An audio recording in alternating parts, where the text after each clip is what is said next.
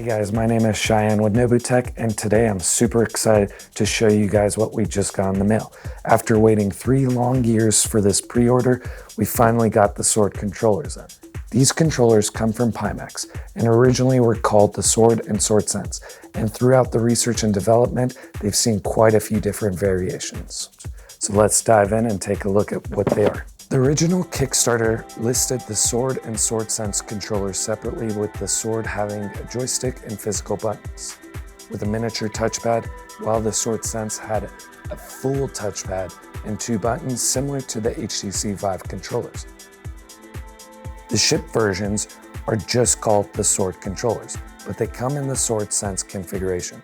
The ergonomic layout is similar to the Valve knuckles, with the straps that tighten over your hands instead of wrist straps, like the Vive or the Quest controllers.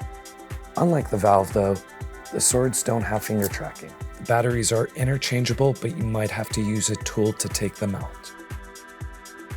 Considering that HTC actually hasn't designed a new controller since 2016, this could be an exciting update to the HTC Wands, if that is in fact how they act. While most products that use the Valve HTC base stations are interchangeable, it will be exciting to welcome these controllers to the IR Tracked family. They will be compatible with the Vive trackers, Pimax headsets, Valve Index, Vario headsets, and the HTC product line.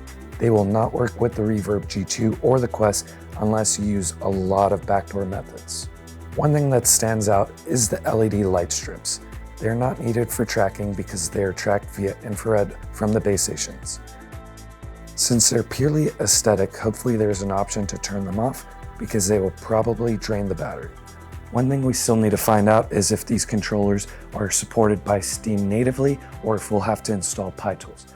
Let's go find out.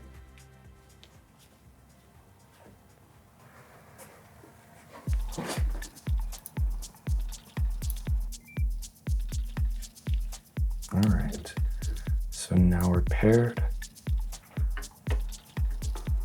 So now let's dive in.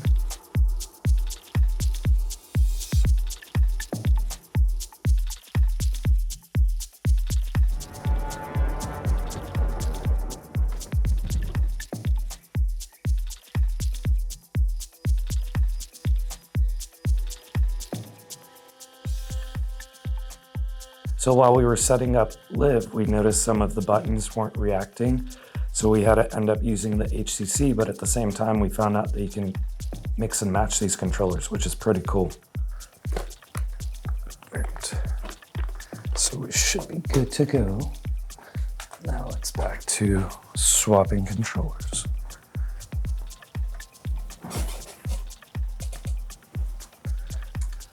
So it does look like for now you can sync 1 or 2 controllers without PyTools, but you will probably end up having to launch PyTools to actually get it to work.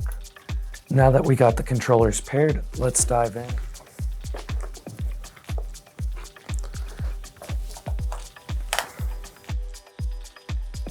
Oh, that does not look right.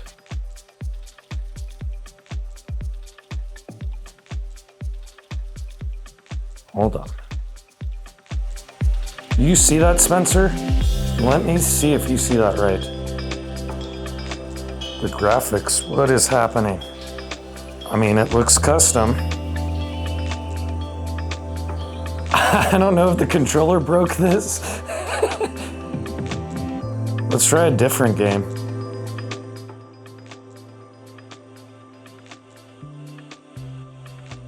All right, the controllers are up to date. What about testing it with the Index? Oh God, it is the headset. Quick update, guys. So this is kind of awkward, but the controllers actually work better with not a Pimax headset. So right now we're using the Valve Index. They paired natively without PyTools, and there's no graphical issues that we were experiencing with the Pimax headset.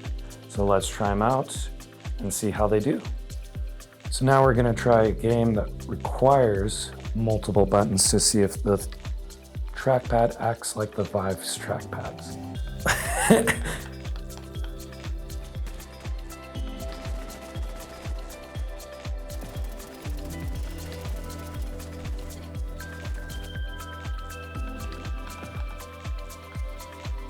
All right, I think we're good on this. During our extensive testing, we noticed that some of the textures weren't rendering all the way when we were using the Pimax 8KX headset. However, when we ended up using the Index, it acted like the Vive wand controllers and it had no issues. So that was kind of a weird take.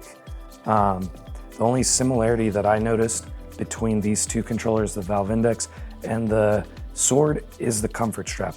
Otherwise, they act entirely like the Vive wands, and you can even mix and match them.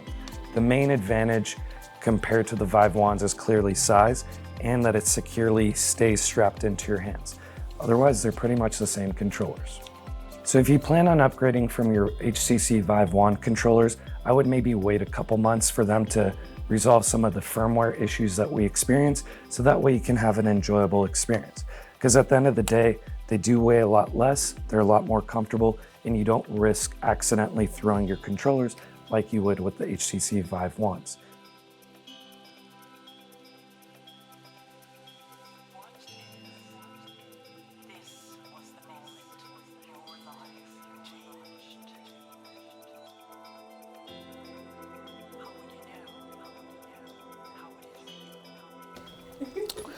Wow, now I'm really craving some pie.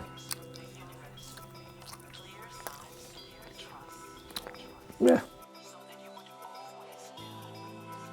Remember to like, comment, and subscribe. Let us know if you're excited about these controls.